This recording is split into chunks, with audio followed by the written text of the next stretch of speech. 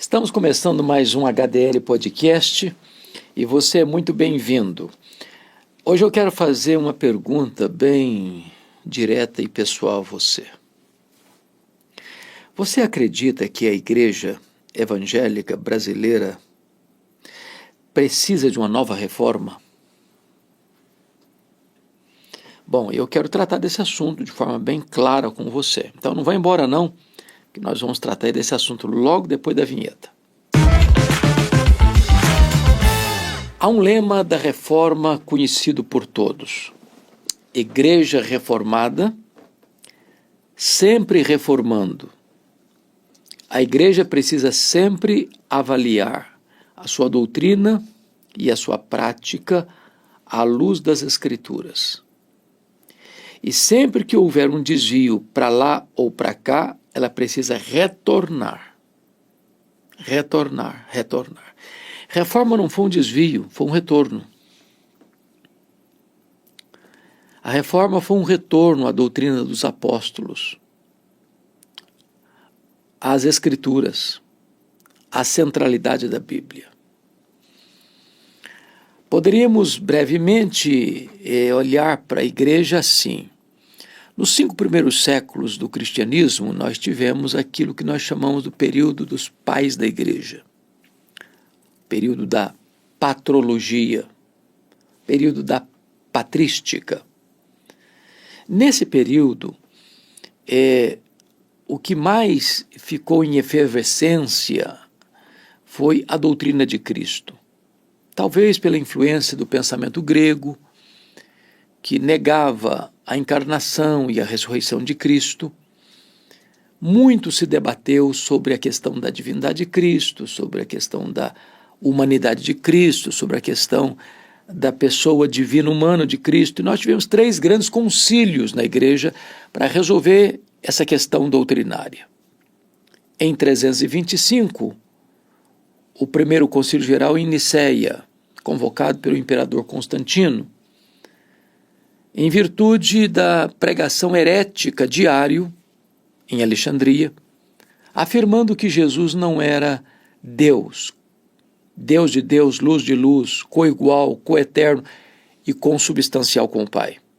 Então Atanásio triunfa sobre as teses heréticas de Ario e define a doutrina tão gloriosa, tão posta claramente nas Escrituras, que Jesus Cristo é verdadeiramente Deus, Deus de Deus, luz de luz, coigual, coeterno e consubstancial com o Pai.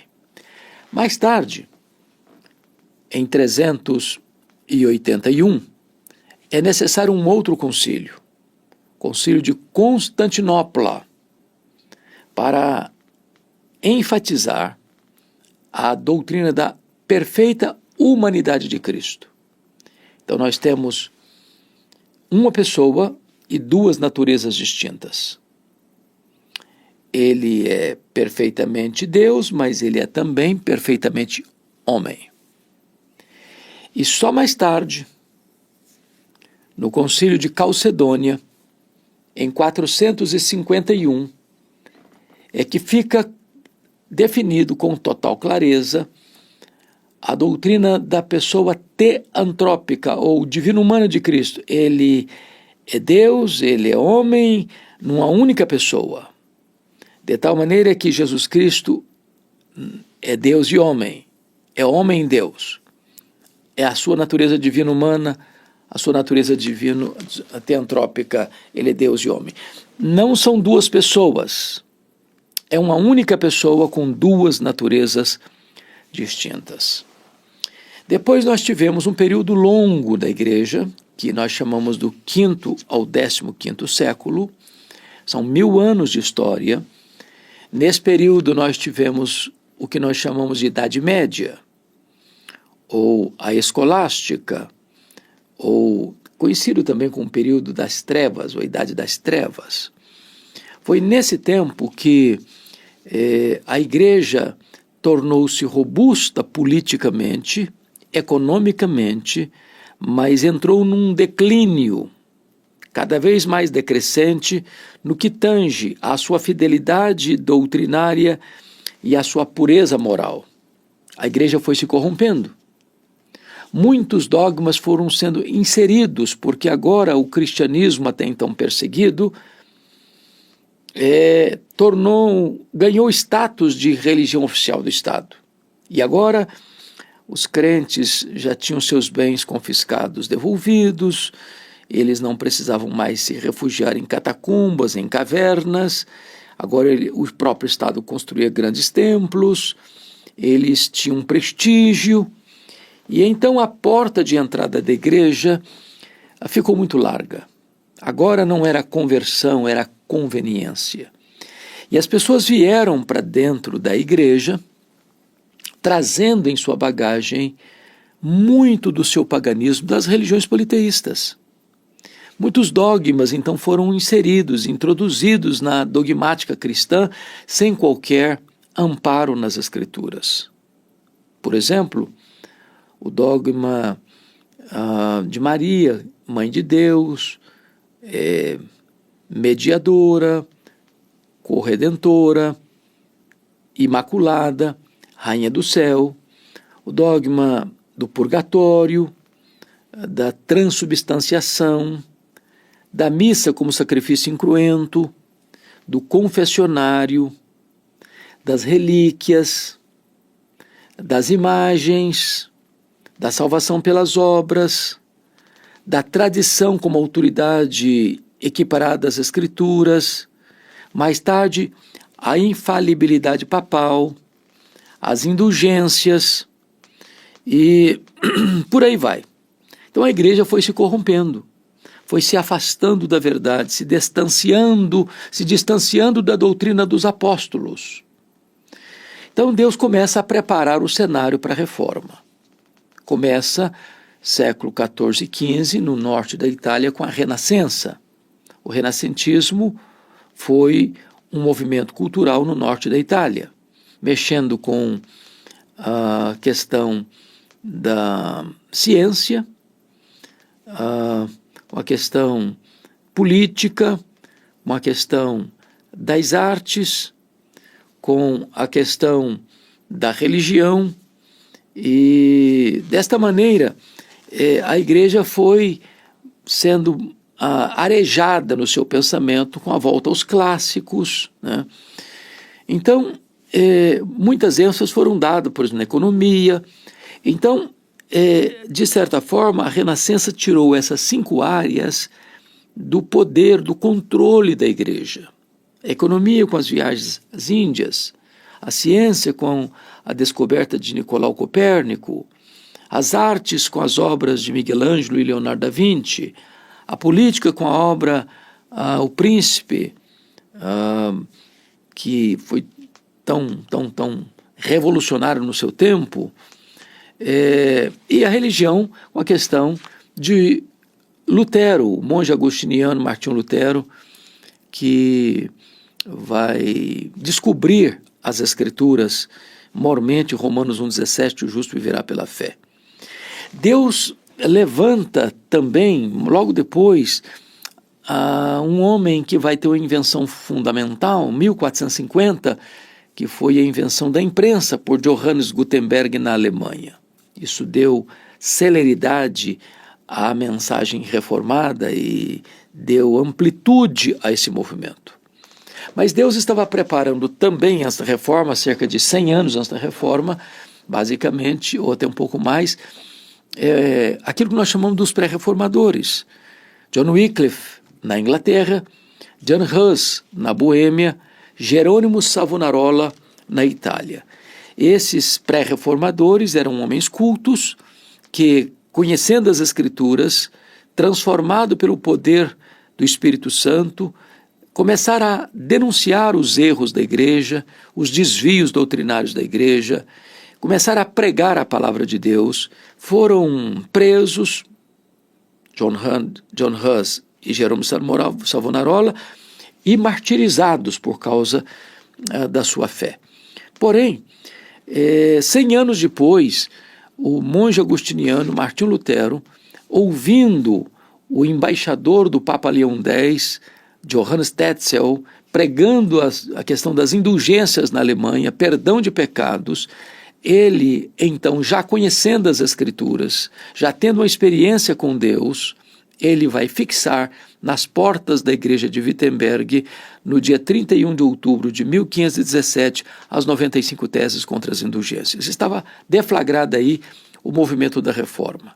Mas Lutero não queria sair da igreja, não queria romper com a igreja, queria reformar a igreja. Porém, em 1521, ele é convocado à Dieta de Worms, onde estava lá o grande imperador, o Carlos V, estavam lá as autoridades eclesiásticas, e ele não foi chamado para discutir, ele foi chamado para se retratar. Suas obras estavam sobre a mesa, aquela grande assembleia reunida, e ele é convidado a, então, se retratar do que estava pregando e escrevendo. E ele, então, responde: a não ser que vocês me convençam pelas Escrituras que eu estou errado, eu não posso me retratar. Porque não é legítimo nem lícito a um homem agir contra a sua consciência. Aqui eu fico, aqui eu me estabeleço, e que Deus me ajude. Então ali foi o corte radical, ali foi a divisão real. Ali ele percebeu que não dava mais para caminhar junto, que não tinha esperança de uma mudança da igreja, e então estava estabelecido de fato, de verdade, a reforma do século XVI. Deus levantou outros reformadores, Melanchthon, por exemplo, Beza, Calvino, Farel, Busser, e tantos outros, né? Zwinglio, e esses homens foram fundamentais para que as ideias da reforma pudessem ganhar músculo e celeridade e amplitude. Deus levantou um francês, um intelectual, chamado João Calvino, que, fugindo da perseguição da França, passa por Genebra. Já tinha escrito a sua obra principal, a sua obra das Institutas da religião cristã, e quando passa por Genebra, o Farel, que era o pastor da igreja, convidou para ficar. Calvino disse: não, eu não vou ficar, eu tenho um outro chamado, então eu preciso de você aqui. Não, mas eu não vou ficar. Então Farel lhe disse: olha, se você não ficar, eu lhe farei uma oração imprecatória para Deus amaldiçoar a sua vida. E ele, constrangido por isso, ficou. Começou a pregar a palavra de Deus em Genebra, mas Genebra não estava preparada ainda para a reforma. Expulsaram Calvino, expulsaram Farel, e eles foram para Estrasburgo em 1538, e em 1541 convidaram eles para voltar, e Calvino fez exigências para voltar e voltou. E ele volta para Genebra e continua em Genebra de 1541, 1641 a 1541 a 1604. Então, ele fica ali até o final da 1564. Ele fica ali, então, de 41 a 64, o ano que ele morreu. É importante dizer que Calvino foi o grande cérebro da reforma. Nesses anos que ficou em Genebra, de 1541 a 1564, Genebra vai se transformar numa referência do que era a ação de Deus na história, de transformação da sociedade, de influência na academia, de influência na economia, de influência na política, e ele foi o grande mentor, portanto, da reforma. Deus levantou outros instrumentos, como disse, e a reforma então foi ganhando musculatura, foi ganhando corpo, não sem dor, não sem lágrimas, não sem sangue. Por exemplo, em 1572, dia 24 de agosto de 1572, à noite de São Bartolomeu, Catarina de Médici manda matar os huguenotes. E numa única noite, 24 de agosto, mais de 70 mil huguenotes, mais de 70 mil calvinistas franceses foram assassinados. Na Alemanha, a Guerra dos 30 anos, 1618 a 1648, mais de 1 milhão de pessoas morreram. A perseguição na Inglaterra não foi tão diferente, sobretudo sob a liderança de Maria Tudor, 1553 a 1558, onde houve uma grande chacina na Inglaterra. Grandes lutas vieram depois disso. Então a reforma se estabeleceu, a reforma foi ganhando forças e, pela graça de Deus, o evangelho foi crescendo e prosperando. Algumas ênfases foram importantes na reforma. e 5 delas foram as principais. Sola Escritura, só a Escritura. Sola Gratia, só a graça. Sola Fide, só a fé. Solus Christus, só Cristo. Só lhe deu glória, só a Deus a glória. Então essas ênfases ainda continuam até hoje como ênfases necessárias para a saúde doutrinária e espiritual da igreja. Porém, a igreja foi sofrendo novos ventos contrários. E eu quero destacar alguns deles.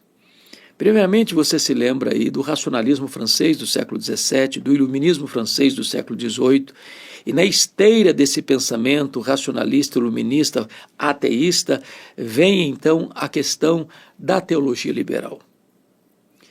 E o liberalismo teológico é um câncer. O liberalismo teológico, onde ele chega, ele mata a igreja. Ele não começa nos bancos, ele começa nas cátedras, nos seminários. Dos seminários ele desce para o púlpito e do púlpito ele mata as igrejas. Qualquer igreja que assinar o liberalismo teológico assina no mesmo dia o seu atestado de óbito. O liberalismo devastou a igreja na Europa, devastou a igreja na América, está devastando a igreja mundo afora, inclusive aqui no Brasil, onde nós temos denominações que não apenas flertam com o liberalismo, mas já sucumbiram ao liberalismo. O liberalismo, como diz, começa nos seminários, onde as pessoas não acreditam mais que a Bíblia é a palavra de Deus, inspirada, inerrante, infalível, suficiente. Eles fazem uma leitura da Bíblia, como de Bélios, numa análise do crítico literário e não gramático histórico.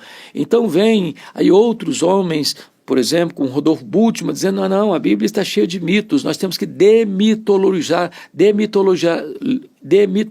a Bíblia. Então, hoje não faltam aqueles que, não, nós temos que atualizar a Bíblia, nós temos que ressignificar a Bíblia, quando a palavra de Deus não é velha, não é nova, ela é eterna, ela não passa, ela não fica caduca, ela não fica obsoleta, ela não fica ultrapassada, ela não é a única regra de fé e prática dada por Deus à sua igreja. Portanto, onde o liberalismo chega, ele destrói. Então nós precisamos de uma nova reforma, porque muitas igrejas chamadas protestantes sucumbiram ao liberalismo. As denominações históricas, quase todas, se não todas, foram afetadas pelo liberalismo. E as pessoas perderam a sua fé nas Escrituras, na ressurreição, na concepção virginal de Cristo, na encarnação de Cristo, na ressurreição de Cristo.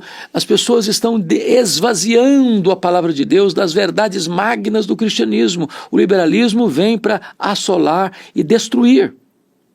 Então, precisamos de uma nova reforma sim, porque o liberalismo tem atingido, afetado, contaminado, fermentado e destruído igrejas mundo afora. Em nome do intelectualismo, esses professores liberais se infiltram nos seminários, destilam o seu veneno, formam os seus adeptos. E esses, como falsos pastores, sobem aos púlpitos para negar a palavra de Deus, para angariar para si adeptos, e eles são lobos em vez de pastores, destruindo a igreja de Deus. Então, essa é a primeira ameaça à igreja que precisa, que carece de uma nova reforma para um retorno às Escrituras, à credibilidade das Escrituras, à supremacia das Escrituras, à primazia da pregação. Mas nós temos um segundo aspecto que atinge a igreja e que leva então a essa necessidade imperiosa de uma nova reforma, que é o sincretismo religioso. Sobretudo aqui no Brasil.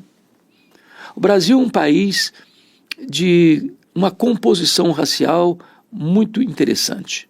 Nós somos uma miscigenação de raças.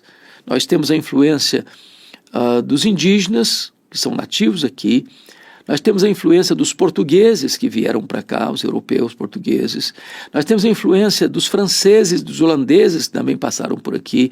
Nós temos a influência dos africanos que vieram em grande quantidade para o Brasil. Então nós somos uma mistura de raças. Mas essa mistura de raças produziu também uma mistura de crenças. seja a pagelança indígena, seja o kardecismo francês, seja o catolicismo romano de Portugal e da Espanha, seja os cultos afros dos escravos que vieram. Então, essa mistura de crenças gerou o que nós chamamos de sincretismo religioso. E aí, nós estamos vendo que muitas vezes as pessoas saem dessas religiões sincréticas, vêm para uma chamada igreja evangélica e se introduz um outro tipo de misticismo, de sincretismo religioso. Sal grosso, copo d'água em cima do rádio, como se aquela água que foi orada pelo pregador tornasse uma água benzida com efeitos terapêuticos. Óleo de Israel, como se tivesse alguma coisa mística nisso. Pessoas que mistificam completamente as experiências que elas têm, é o óleo ungido, é a toalha suada, gente até comprando lote no céu. Pessoas importando as práticas judaizantes para dentro da igreja evangélica. Então, essas práticas vão sendo introduzidas no culto, na liturgia, introduzindo novidades no culto e na liturgia, como se a simplicidade do evangelho não fosse suficiente. Todo esse sincretismo, todos esses acréscimos são estranhos à palavra de Deus. É fogo estranho diante de Deus. Nós não podemos concordar, nós não podemos aceitar, nós não podemos sequer concordar minimamente com isso. Precisamos uma nova reforma, uma volta às Escrituras. O sincretismo religioso está graçando no Brasil, né? Então, é a teologia da prosperidade por um lado, a divulgação de milagres a granel, onde se faz propaganda de milagre que nunca aconteceu. É a gente transformando o evangelho num produto, o templo numa praça de negócio, os crentes em consumidores, o objetivo final é o lucro. São as pessoas comercializando o sagrado, desengavetando as indulgências da Idade Média. São os altos cachês pagos a cantores e pregadores. É o comércio do sagrado. Todas essas questões estão sendo introduzidas na igreja evangélica com laivos de misticismo, com laivos de sincretismo. Pessoas estão correndo atrás de gurus espirituais, de profetadas espirituais, onde pessoas estão tendo visões e revelações forâneas, estranhas às Escrituras, e a igreja está se perdendo nesse mar de misticismo, de sincretismo religioso. Nós precisamos de uma nova reforma. A morte está na panela. As pessoas estão consumindo veneno, achando que estão comendo pão fresco da padaria do céu. Então, é preciso uma nova reforma, uma volta às Escrituras. Mas eu queria concluir dizendo que nós precisamos de uma reforma também por causa de uma ortodoxia morta. Temos igrejas que até professam a doutrina certa, ortodoxa. Não aceitam heresias, não aceitam falsas doutrinas, não aceitam inovações, estão corretos nesse sentido, mas botaram a vida espiritual no piloto automático. Só tem luz na mente, mas não tem fogo no coração. É o conhecimento sem a experiência. É uma fé apenas teórica, intelectual, mas que não desce ao coração no que tange a fervor, a piedade, a consagração, a plenitude do Espírito Santo. Temos visto igrejas que se dizem ortodoxas, mas estão engessadas, ossificadas. Elas não crescem. E as pessoas ainda geram uma boa desculpa, não, mas são os eleitos que não vêm, ou não tem eleito, ou na hora certa os eleitos virão, mas eles também não pregam, eles também não testemunham, e eles também estão guardados e protegidos, e limitados a 4 paredes. E a fé vem pelo ouvir a pregação da palavra de Deus. Não tem oração, não tem jejum, não tem fervor, não tem entusiasmo, não tem alegria, não tem vibração com as coisas de Deus, não tem brilho nos olhos, não tem coração compungido, não tem choro pelo pecado, não tem arrependimento para a vida, não tem plenitude do Espírito Santo. Nós precisamos não apenas de luz na cabeça, precisamos também de fogo no coração. Precisamos de uma nova reforma. Igreja reformada, sempre reformando. Quero concluir a minha fala dizendo que nós precisamos de um reavivamento, mas reavivamento passa pela reforma. Primeiro o povo de Deus acerta a vida com Deus, primeiro o povo de Deus se volta para Deus, primeiro o povo de Deus se volta para a palavra de Deus, então Deus derrama do seu Espírito sobre a sua igreja. Não há avivamento sem reforma, não há reforma sem arrependimento. Não há mudança no que tange a fervor espiritual se primeiro nós não colocamos a nossa vida certa com Deus no altar de Deus.